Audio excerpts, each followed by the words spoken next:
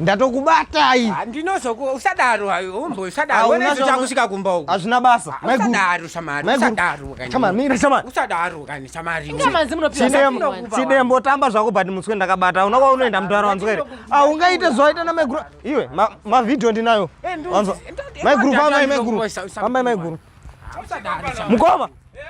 Chama tatosvika. Wanzwa. Tatosvika wanzwere. Mukoma. Inyaya iyi. Nasi ndanyatsa kubata jiwa riri paburiro.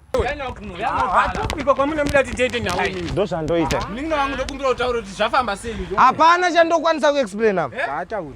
Handina chando explain. Taurai bamguru. Kutaura kuti chiini ndoda nditaura. Maiguru udze murumenyu. Chicha ndinotaura kuna baba chisha ndotaura. Mukoma. Ndasvikira mukoma wari apa. Na maiguru. Kumunda kwambeya gogo yako. Maiguru. Koma Jacob zinongochimboita seko mukadzi wangu.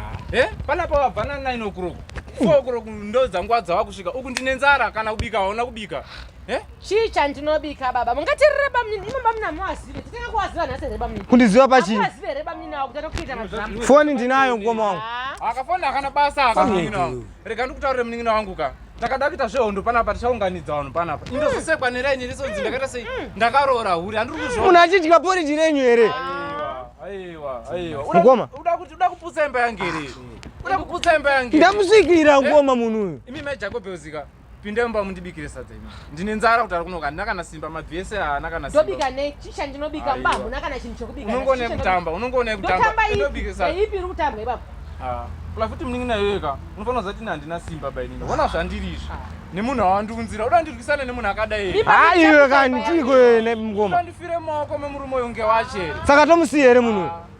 Zvine makuwa mukati. Kamera gara. Zvine makuwa mukati. Mukoma. Mukoma. Mukoma uyatore munhu kana mukoma. Mukoma.